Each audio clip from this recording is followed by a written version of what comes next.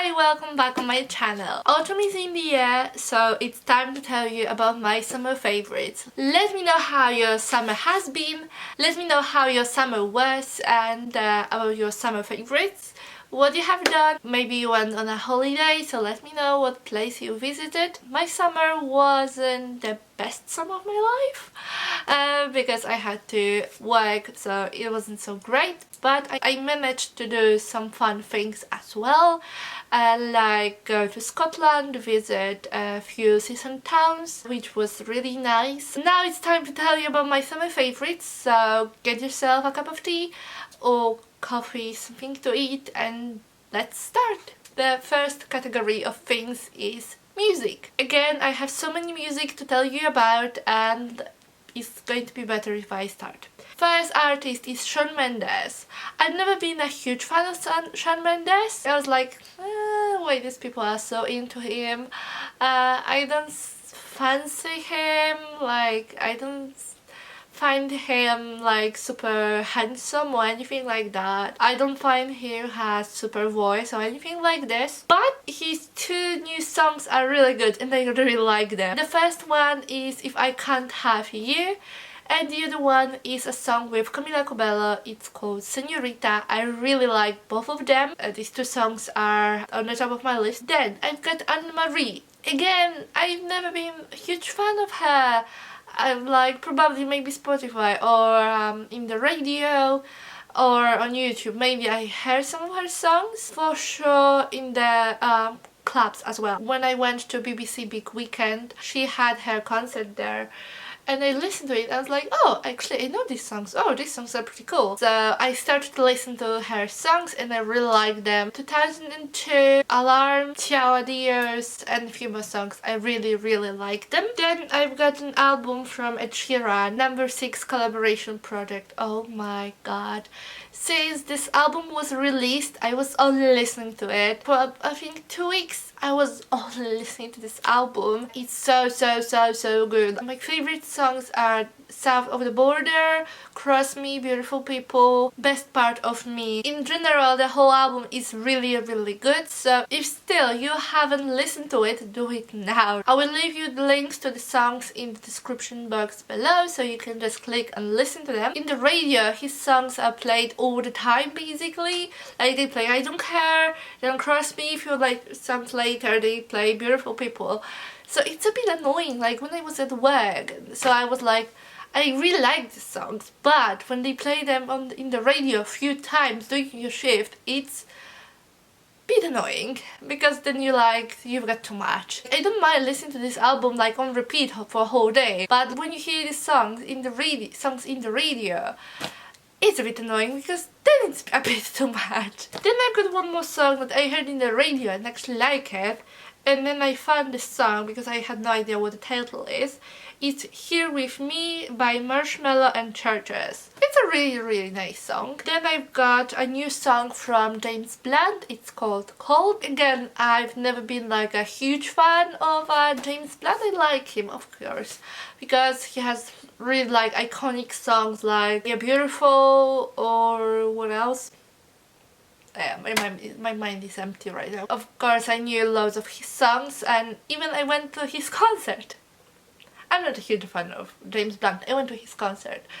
Long story. This song is really good and I can't wait for his new album. And then I've got an album from Taylor Swift called Lover. Again, I was listening to it on repeat and I really like it. The song Lover, The Archer, London Boy, Cornelia Street, these songs are really good. This album is like typical Taylor Swift album because Reputation wasn't exactly like in Taylor Swift style, if you know what I mean. This album is so Taylor. It's like old Taylor style, I would say. Probably in the radio you heard many of her new songs. When it comes to music, these songs are the soundtrack of my summer. Shows. I've got 2 shows to tell you about. The first one is Chernobyl. If you have no idea what exactly happened in Chernobyl in Ukraine, then watch this show. I was one of these people, like, because in overall I would say probably young people have no idea what happened there, what exactly happened there. So it was nice to find out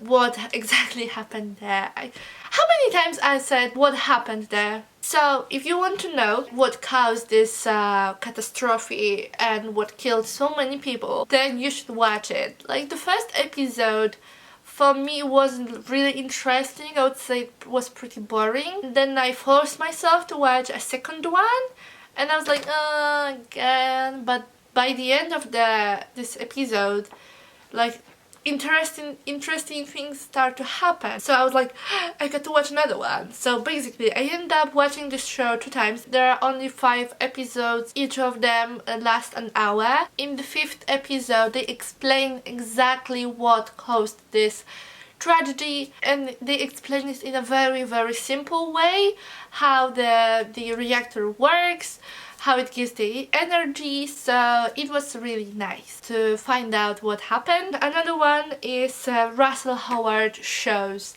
I watch only like some videos that are on YouTube from his shows, like about 10-15 minutes long, but there is a one full show on Netflix, and I watch it too. I just love his sense of humor. Like, his jokes are like on point, they're not like too much, and I like that he tells you about current things that are happening here in the UK, which is really nice to like know about these things. I watched some videos that are like few years old, so like 2 years ago or 3 years ago what happened. So basically he tells about like current stuff that are happening in the country, which is really good to know exactly, because not always in the television they'll tell the truth, to be honest.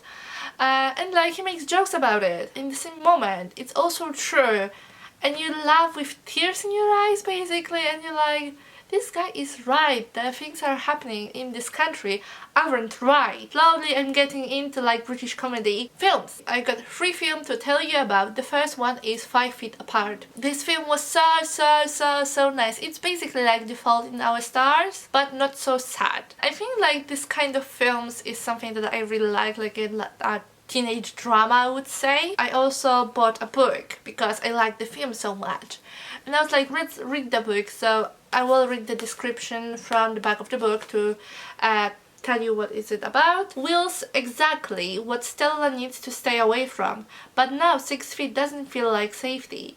It feels like punishment. What if they could steal back just a little bit of the space the broken lungs have stolen from them? Would 5 feet apart really be so dangerous if it stops their hearts from breaking too? So basically we've got 2 teenagers that are sick because they are sick, they have the same illness, and then they basically dangerous for each other, and so they can touch each other, be closer than 6 feet up 6 feet from each other, but still they want to spend time with each other. Because I'm reading the book and I'm almost done, but what I like about it, I like the film is literally the book. Usually when they make a film they change some things and then you're like, it's not exactly like the book. But in that case the film is literally the book. The screenplay for the film is literally this book. They haven't changed anything, which is so good. Like, I was reading the book and like constantly being like amazed that it's the same as the film, because I watched the film first. So I was like, they haven't changed anything. So it was so good, because you know, when I watch Harry Potter films, you're like, oh, they didn't put this in the film, that has changed, and you're like, so obviously it makes books better because it has these little things that make the book better. Also, I watched the film after, the one based on fanfiction about Harry Styles. This girl published this fanfiction as books, and they made a film, and they changed so much. Like, the Hardin isn't the same Hardin like in fanfiction anymore. He's not like bipolar and dangerous and like in general weird. When I watched this film I was like, what? It's not Hardin. Like, they made him a bit like mysterious, but that's all. And I was like, what? What? Like, the whole point of this film was like, okay, kinda it was like a joke, but like, yeah, I fell in love with you anyway, and that's it. but like the books are about something a bit different. That basically he's bipolar and she tries to like be good to him anyway, and they still are with each other, even that he has problems with his mind. So I was like, oh, so I didn't like the film. But the 5 Feet Apart is really good. So read the book, watch the film. The book is really easily written, so even if English isn't my first language, I really managed to read this book, because some books for me are like quite difficult to read, like to focus on them, but this one is really nice, and even during the break at work I can easily focus on what's happening in this book. So that's the first film. The other one is a film about Ted Bundy. The title of it is Extremely Wicked, Shockingly Evil and Wild. I think there's a documentary on Netflix about Ted Bundy. If you don't know, the Ted Bundy is a murderer from United States. He killed many women in like 80s, I think 70s, 80s. Zac Efron plays the main role, and also Lily Collins, so two of my favorite actors. There are records from the court when he tried to defend himself. By the end of the film they show the original records from like videos from it. So the film is exactly like these records. And what is the most surprising, that till the end he was saying, I haven't done this, but he obviously did. Spoiler alert, he's being sentenced to death, and before like they killed him, he said that, yeah, I've done this. So that was really surprising. So if you like murders and like the crime stuff, then you should watch this film. The third one, a bit different from this one, film is Detective Pikachu. So when I was a kid, I watched Pokemon in TV, but it was just like, you know, for me it was just like another cartoon I was watching. Then many years later they've made Pokemon Go, so I spent like a month or two playing that, but not being really into it. Somehow I still have it on my phone. And then I was like, oh, Detective Pikachu, that might be interesting. But then, from what I even remember, when I was watching the trailer, I haven't seen all the Pokemons. There was only Pikachu. So I was like, why they like, you know, pull out one character from its universe and put it in another one? It's like, you know, pulling out Harry Potter from his magic universe and put it like in Marvel, for example, right? So I was like, huh? But then when I was in the cinema watching this, one of the first scenes is like the scene with all the Pokemons, and I was like, okay, it's all fine, it's all fine. Pikachu in this film is so adorable, so fluffy, and so cute. I was like, aww, fluffy. What the film is about? Detective Pikachu, so it's about crimes and about Pokemons basically. And there is a son of the policeman that works in the crime department, and he's being killed. I'm bad at describing films, so links to the trailers you can find in the description box below, because I don't want to spoil too much, and like I'm bad at describing the plot of the films. Clothes. I don't have this dress with me here because it's in the laundry. I'll show you the picture now. This dress is from H&M. It's stripy and it's so comfortable and so nice, and I like it so much. It has pockets, and now it's time for the meme about dresses with pockets.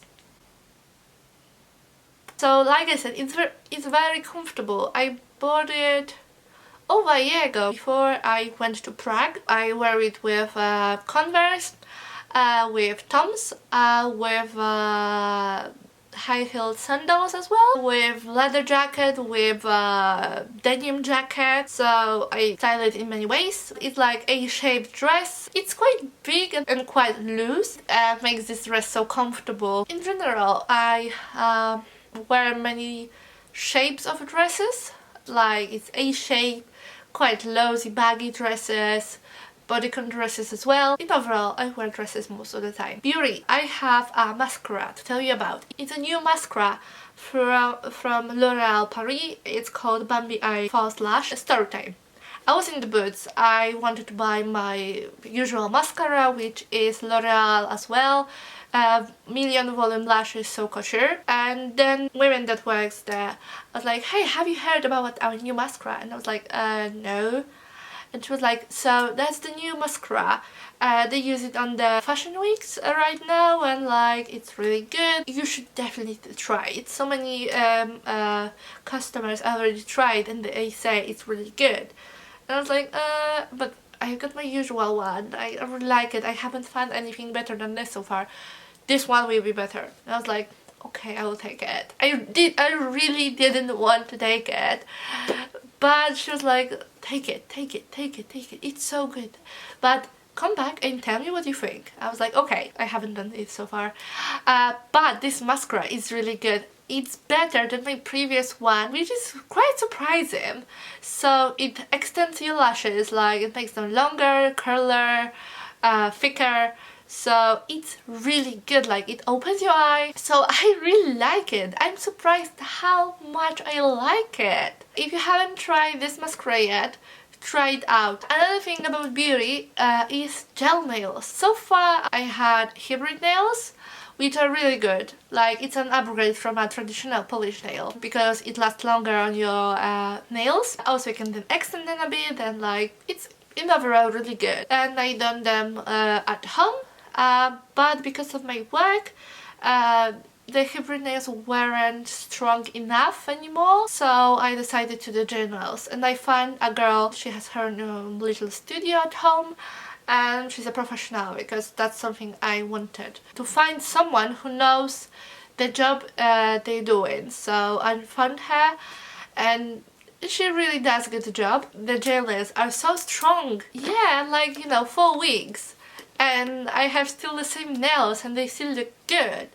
So it's really good. Now I have a really like marble nails. So if you're still using like traditional polish nail and you're getting annoyed of like painting them, they last like 2 or 3 days, then maybe gel nails are for you. And the last category of things is mixed. The first thing is my trip to Scotland. Like I said, I went to Scotland this summer for a weekend with my parents, and I fell in love with Scotland. Like I thought that Wales, where I live, is beautiful, but Scotland is like Wales but better. I went to Glasgow and to Edinburgh. I didn't like the Glasgow, but the Edinburgh is so pretty. Wow, like the architecture there, the castle on the hill. Obviously I only had a few hours there. If I would be there on my own, I could walk in the rain for a whole day, because obviously it was raining. Like the first day when we went to Edinburgh, we went to the zoo and it was like almost 30 degrees. Next day we were in Glasgow and it was raining. And then on Sunday we went to Edinburgh and it was raining. But walking around Edinburgh in the rain, it has a vibe. There was like a fog in the air. So when I was looking at the castle on this hill and it was in this fog, it was so like autumnally, so mystery, so nice. It was like so Scottish in overall. Like I didn't expect a nice weather in Scotland because, you know, Scotland is well known from being a rainy country. My plan is to go to Scotland once again, have a road trip around Scotland to visit more places, and also focus more on Edinburgh because it's really nice and I would like to see more of it. I think it's my second favorite city in the UK after London, so I would like to visit Loch Ness as well, and like more of the small towns in Scotland, and go into Highlands as well. And the other thing is learning to drive. The plan for this summer was to learn to drive, and I think I managed it. Like I still haven't had my driving test, but I passed my theory test. For the beginning it was really stressful because it was something I drive a bit before, like in some car parks in Poland, which has like the steering wheel is on the other side of the car and then we drive on the other side of the road, so it's a bit different. And you like change gears with your right hand and then the left one. But when I was a kid and I was driving with my dad. I like sit on the passenger seat in Polish car, so it's the driver's seat in British car, and my dad was like pressing the clutch, and he was like, okay, change the gear for the 2 or the 3rd. So I was changing gears with my left hand. So I say that it was destined for me to learn to drive in the UK and change gears with my left hand. I think I'm like learned to drive like all the basics within a week. Then it was like just like, you know, getting better. For the beginning it was really stressful. It's still a bit stressful, but I really like it. I'm surprised how much I like to drive. Can't wait like go on the road trip, like a long journey, listen to my favorite songs and just be like just me, the car and the road. I can't wait for it. Because like so far I was only driving with my dad. My dad teaches me how to drive, and for now it's getting a bit annoying. It's like, do this, do that, like change the gear, like stop faster, and like yeah, I can't wait to drive on my own. So that would be it. So let me know how your summer went. What did you do during the summer? Tell me about your summer favorites, and I hope to see you soon. Bye!